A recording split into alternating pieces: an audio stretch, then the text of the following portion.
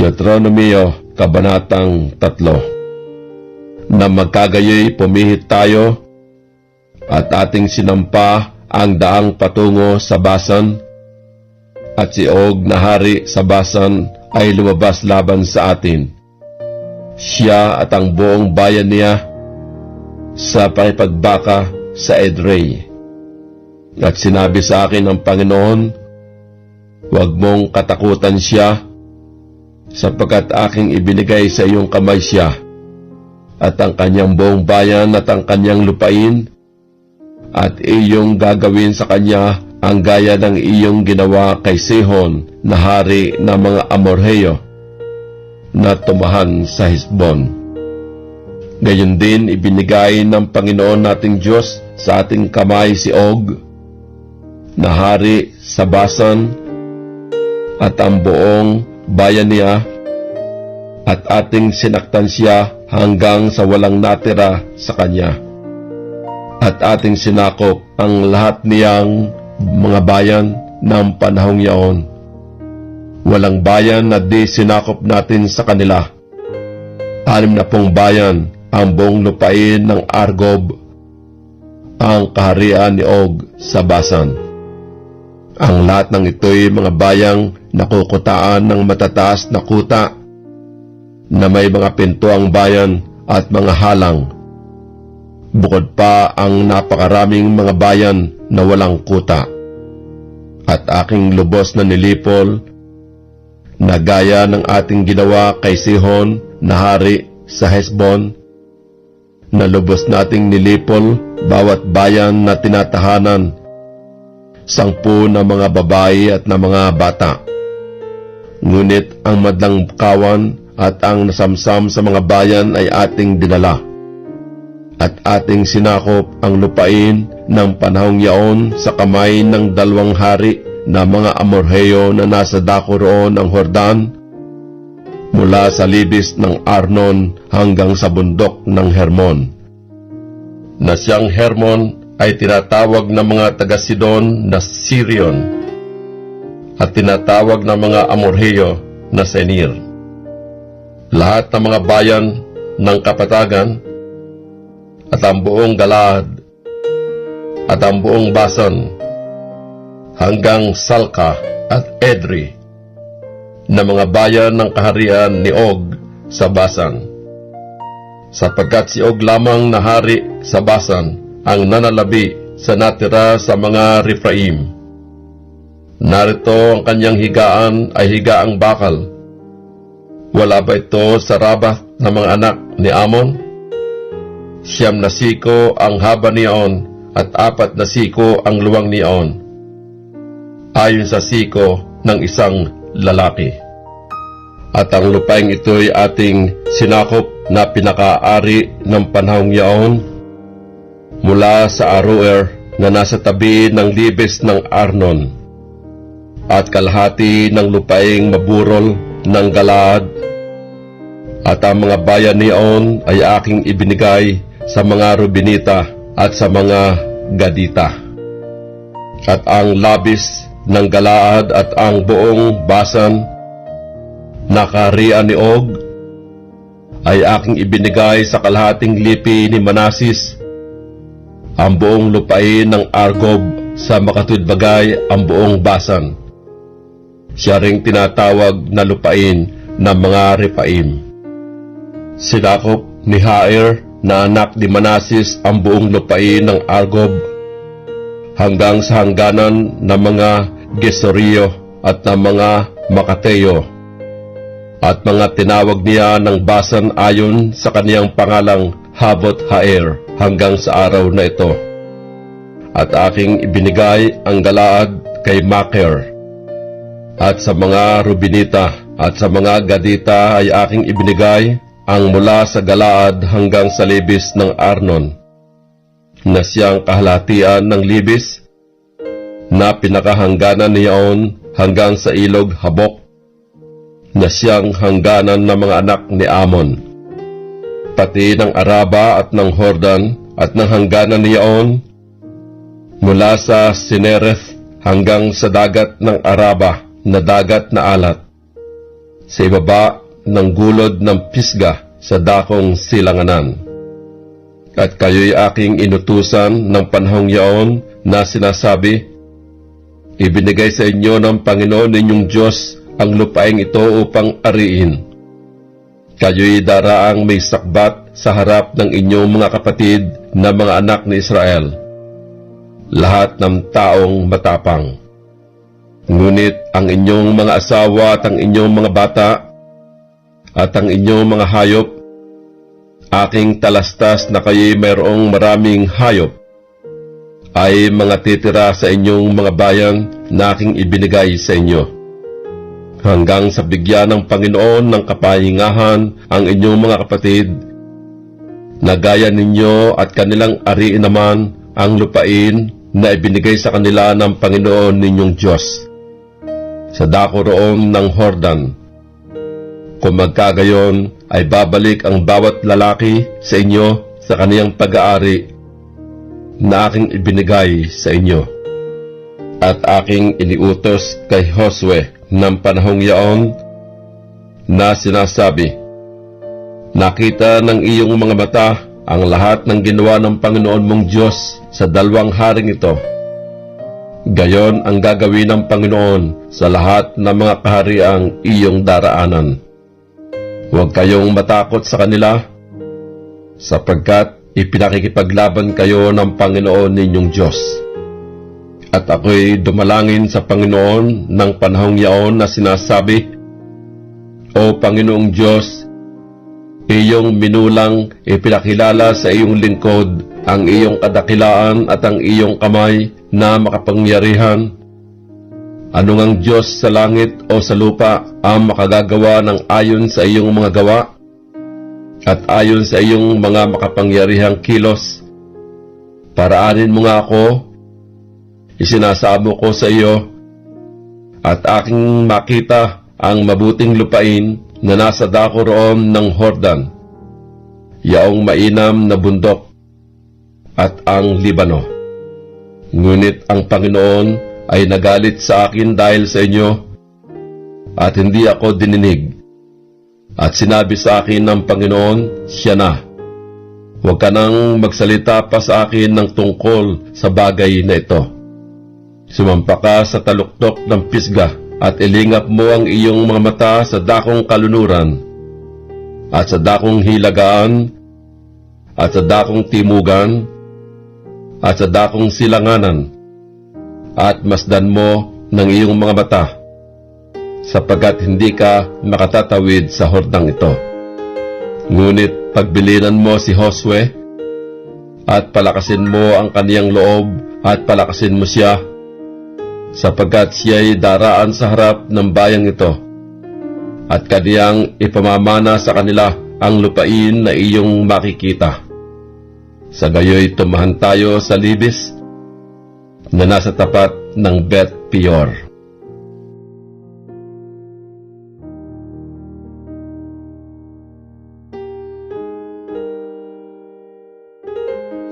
Deuteronomio, Kabanatang 4. At ngayon, O Israel, dinggin mo ang mga palatuntunan at ang mga kahatulan na aking itinuturo sa inyo upang sundin ninyo, upang kayo'y mabuhay at pumasok at inyong ariin ang lupain na ibinibigay sa inyo ng Panginoon, ng Diyos ng iyong mga magulang.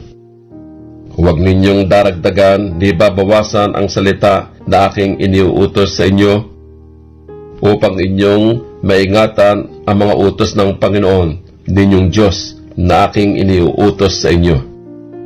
Nakita ng inyong mga mata ang ginawa ng Panginoon tungkol kay Baal Peor, sapagkat lahat ng mga tao na sumunod kay Baal Peor ay nilipol ng Panginoon mong Diyos sa gitna mo. Ngunit kayong umayon sa Panginoon ninyong Diyos ay nangabubuhay pa ang bawat isa sa inyo sa araw na ito. Narito, aking tinuruan kayo ng mga palatuntunan at ng mga kahatulan na gaya ng iniutos sa akin ng Panginoon kong Diyos upang inyong gawing gayon sa gitna ng lupain na inyong paroroonan upang ariin. Ingatan nga ninyo at inyong isagawa, sapagkat ito ang inyong karunungan at ang inyong kaalaman sa paningin ng mga tao, na makakarinig ng mga palatuntunan ito at magsasabi, tunay na ang dakilang bansang ito ay isang pantas at maalam na bayan. Sapagkat anong dakilang bansa nga ang may Diyos na napakalapit sa kanila, na gaya ng Panginoon nating Diyos, kailanman tayo'y tumawag sa Kanya. At anong dakilang bansa nga ang may mga palatuntunan at mga kahatulang napakatuwid na gaya ng buong kautosang ito, na aking iniladda sa harap ninyo sa araw na ito. Mag-ingat ka lamang sa iyong sarili at ingatan mo ang iyong kaluluwa ng buong sikap. Baka iyong malimutan ang mga bagay na nakita ng iyong mga mata, at baka mga hihiwalay sa iyong puso ang lahat ng araw ng iyong buhay, kundi iyong ipakilala sa iyong mga anak at sa mga anak ng iyong mga anak, yaong araw na ikaw ay tumayo sa harap ng Panginoon mong Diyos sa Horeb, nang sabihin sa akin ng Panginoon, papagpisarin mo sa akin ang bayan at aking iparirinig sa kanila ang aking mga salita, upang sila'y mag-aral na matakot sa akin sa lahat ng araw na kanilang ikabubuhay sa ibabaw ng lupa, at upang kanilang maituro sa kanilang mga anak. At kayo'y lumapit at tumayo sa ibaba ng bundok, at ang bundok ay nagningas sa apoy hanggang sa kaibuturan ng langit, sangpu ng kadiliman, ulap at sali-salimuot na kadiliman. At ang Panginooy nagsalita sa inyo mula sa gitna ng apoy. Inyong narinig ang tinig ng mga salita, ngunit wala kayong anyong nakita. Ang inyo lamang narinig ay isang tinig. At kaniyang ipinahayag sa inyo ang kaniyang tipan, na kaniyang iniutos sa inyong ganapin. Sa mga tudbagay ang 10 utos, at kaniyang isinulat sa 2 tapyas na bato. At iniutos sa akin ng Panginoon ng panahong yaon, na turuan ko kayo ng mga palatuntunan at mga kahatulan, upang inyong mga gawa sa lupaing inyong paroroonan upang ariin. Ingatan nga ninyong mabuti ang inyong sarili, sapagkat wala kayong nakitang anumang anyo ng araw na magsalita ang Panginoon sa inyo sa Horeb mula sa gitna ng apoy. Baka kayo'y magpakasama at kayo'y gumawa sa inyo ng isang larawang inanyuan na kawangis ng alinmang larawan, nakahawig ng lalaki o babae, nakahawig ng anumang hayop na nasa lupa, nakahawig ng anumang ibong may pakpak na lumilipad sa himpapawid, nakahawig ng anumang bagay na umuusad sa lupa, nakahawig ng anumang isda na nasa tubig sa ilalim ng lupa. At baka inyong itingin ang inyong mga mata sa langit, at kung iyong makita ang araw at ang buwan at ang mga bituin, 10 ng buong natatanaw sa langit, ay mabuyo ka at iyong sambahin at paglingkuran na binahagi ng Panginoon ninyong Diyos sa lahat ng mga bayan na nasa silong ng buong langit. Ngunit kinuha kayo ng Panginoon at hinango kayo sa hornong bakal sa Ehipto, upang kayo'y maging sa Kanya'y isang bayang mana gaya sa araw na ito. Bukod dito'y nagalit sa akin ang Panginoon dahil sa inyo, at sumumpa na ako'y hindi tatawid sa Hordan, at hindi ako papasok sa mabuting lupaing yaon na ibinigay ng Panginoon mong Diyos sa iyo na pinakamana, kundi ako'y nararapat mamatay sa lupaing ito. ako'y hindi nararapat tumawid sa Jordan, ngunit kayo tatawid at inyong aariin ang mabuting lupaing yaon.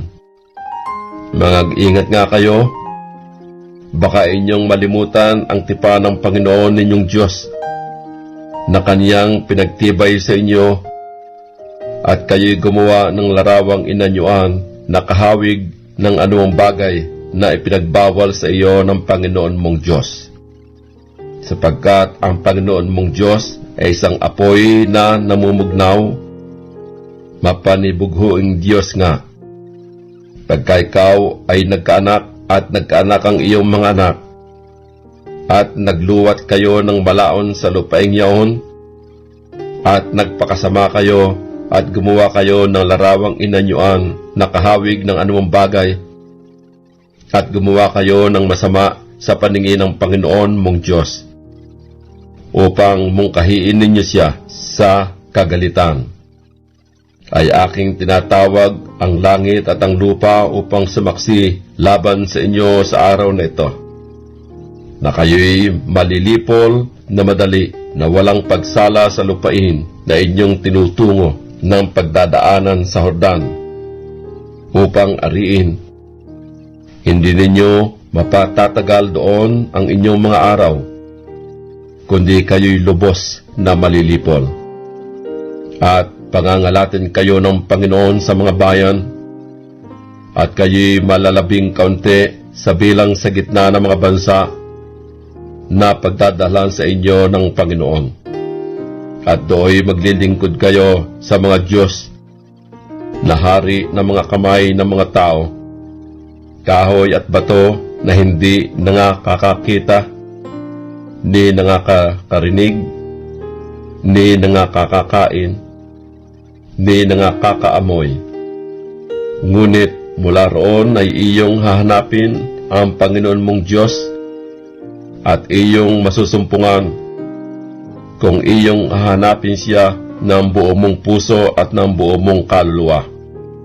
Pagka ikaw ay nasa kapigatian at ang lahat ng mga bagay na ito ay dumating sa iyo sa mga huling araw, ay magbabalik loob ka sa Panginoon mong Diyos at iyong didinggin ang Kaniyang tinig. Sapagkat ang Panginoon mong Diyos ay maawaing Diyos. Hindi Kaniya pababayaan, nililipulin Kaniya, ni kalilimutan ang tipan sa iyong mga magulang na Kaniyang isinumpa sa kanila. Sapagkat ipagtanong mo nga sa mga araw na nagdaan na nangauna sa iyo, mula ng araw na lalanghin ng Diyos ang tao sa ibabaw ng lupa, at mula sa isang hangganan ng langit hanggang sa kabila, kung magkaroon ng gaya ng dakilang bagay na ito, o may narinig na gaya nito. Narinig ba kaya kailanman ng mga tao ang tinig ng Diyos na nagsalita sa gitna ng apoy, gaya ng narinig mo at nabuhay? O may Diyos kaya na nagsikap na yumaon at sumakop ng isang bansa sa gitna ng ibang bansa sa pamagitan ng mga tukso, ng mga tanda at ng mga kababalaghan, at ng pagbabaka, at ng makapangyarihang kamay, at ng unat na bisig, at ng mga malaking kakilabutan ayon sa lahat na ginawa ng Panginoon mong Diyos sa iyo sa Ehipto, sa harap ng iyong mga mata. Sa iyo ipinakita ito upang iyong makilala na ang Panginoon ay siyang Diyos. Wala nang iba liban sa Kanya. Mula sa langit ay ipinarinig niya sa iyo ang Kanyang tinig, upang Kanyang turuan ka, at sa ibabaw ng lupa ay Kanyang ipinakita sa iyo ang Kanyang dakilang apoy, at iyong narinig ang Kanyang mga salita sa gitna ng apoy. At sapagkat Kanyang inibig ang iyong mga magulang, kaya Kanyang pinili ang Kanyang binhi pagkatapos nila, at inilabas Kaniya sa Ehipto ng Kanyang pagharap ng Kanyang dakilang kapangyarihan, upang palayasin sa harap mo ang mga bansang lalong malalaki at lalong makapangyarihan kaysa iyo, upang ikaw ay kaniyang papasukin na ibigay sa iyo na pinakamana ang kanilang lupain gaya sa araw na ito. Talastasin mo nga sa araw na ito at isapuso mo na ang Panginoon ay siyang Diyos sa itaas sa langit at sa ibaba sa lupa. Wala nang iba pa. At iyong iingatan ang kaniyang mga palatuntunan at ang kaniyang mga utos na aking iniuutos sa iyo sa araw na ito upang ikabuti mo at ng iyong mga anak pagkamatay mo, at upang iyong mapalaon ang iyong mga araw sa ibabaw ng lupaing yaon na ibinigay sa iyo magpakailanman ng Panginoon mong Diyos.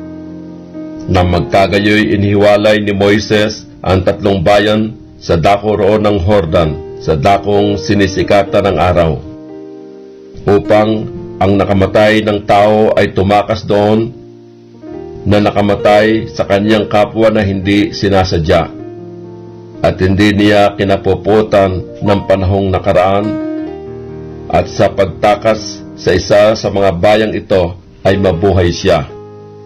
Sa makatudbagay, sa Beser, sa Ilang, sa kapatagang lupa na ukol sa mga Rubinita, at sa Ramoth, sa Galaad, na ukol sa mga Gadita, at sa Golan, sa Basan, na ukol sa mga Manasita. At ito ang kautosang sinalaysay ni Moises sa harap ng mga anak ni Israel. Ito ang mga patutuo at ang mga palatuntunan at ang mga kahatulan na sinalita ni Moises sa mga anak ni Israel nang sila'y lumabas sa Ehipto.